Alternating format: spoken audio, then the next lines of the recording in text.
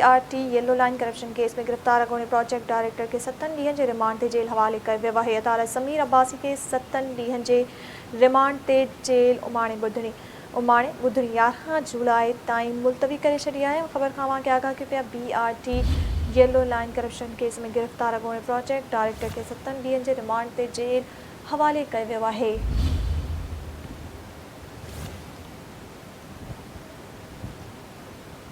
अदालत ज़मीर अब्बासी के 7 ॾींहनि जे रिमांड ते जेल उमाणियो ॿुधणी 11 जुलाई ताईं मुलतवी करे छॾी आहे। नाज़रीन, BRT yellow line corruption case में गिरफ़्तार अॻूणे प्रोजेक्ट डायरेक्टर के 7 ॾींहनि जे रिमांड ते जेल हवाले कयो वियो आहे। अदालत ज़मीर अब्बासी के 7 ॾींहनि जे रिमांड ते जेल उमाणे ॿुधणी 11 जुलाई ताईं मुलतवी करे छॾी आहे।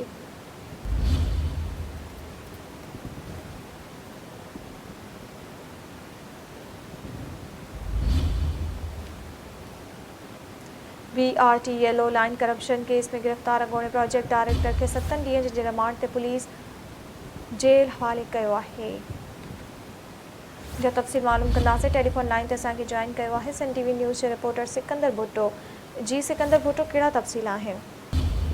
जी फातिमा, स्पेशल जज एंटी करप्शन मोहम्मद अमीनुल्लाह सदीकी जी अदालत है जैमें जो है BRT मनसूबे में करप्शन केस की ॿुधणी थी है।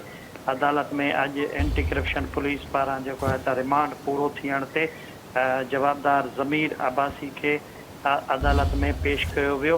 अदालत जो है जांच ऑफिसर शेर ज़मान का पुछाणो कयो था छा अॻु भराई है जैमें BRT ब्लू लाइन मनसूबे में 8.5 अरब रुपए की मुबैना करप्शन वाले मामले से शेर ज़मान अदालत के बुधाया तो रिमांड पूरो थियण बाद अदालत में जवाबदार के पेश किया वियो है। अदालत जांच ऑफिसर का पुछाणो कयो था छा अॻु भराई वारी रिपोर्ट है इन वक्त ताईं, जैसे जो है जांच ऑफिसर कयो था असांजी जेके है जांच पूरी थी वही है। जवाबदार के रिमांड ते जेल में उमाणियो वञे।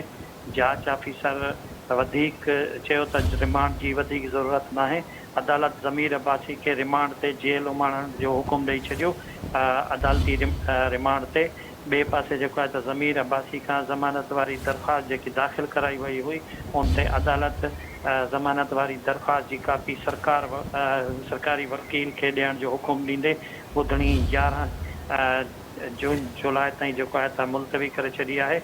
ॿुधणी दौरान अदालत डिप्टी डायरेक्टर का पुछाणो कयो त जांच में हेल ताईं कहिड़ी अॻु भराई थी है। डिप्टी डायरेक्टर अदालत के बुधायो त जवाबदार 128 सवालनि जा जवाबदार का पुछा विया तंहिं करे वधीक जिस्मानी रिमांड ज़रूरत ना है। अदालत जवाबदार का ज़मीर अब्बासी के चयो त माशाअल्लाह इन केस में हेल ताईं 6 जांच ऑफिसर जेके आहिनि त उहे बदलजी चुका हैं। ज़मीर अब्बासी जो ये चवाणो।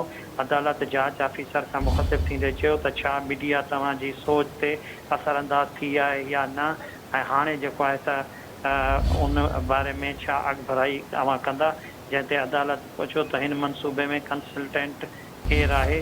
जांच ऑफिसर जवाब दिनों तो कंसल्टेंट निसाब काक है। अदालत कंपाउंड इन्वेस्टिगेशन टीम के मेंबर तारिक चन्ना के बुधायो था अदालत के बुधायो तो मुहदे मूजिब अदायगी जो एक तरीक़ेकार होंदो है वो तरीक़ेकार जो है त लागू न किया वियो है। जेके उनमें तरीक़ेकार में अदायगियों बैंक गारंटी का सिवाय कयूं वयूं आहिनि जेके गैर महफूज हुयूं। अदालत सवाल कयो त छा जांच 90 ॾींहनि ताईं मुकम्मल थींदी।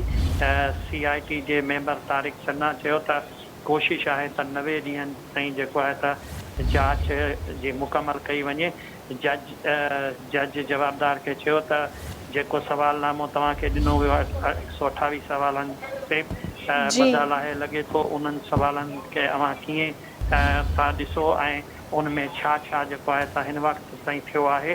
जैसे जवाबदार ज़मीर अब्बासी चयो त मूं ते इल्ज़ाम हया विया आहिनि मूं बैंक के गारंटी का सिवाय अदायगियूं कयूं। जॾहिं त कंसल्टेंट चयो त ही केर है जो सभिनीनि खे ख़बर पइजी रही है।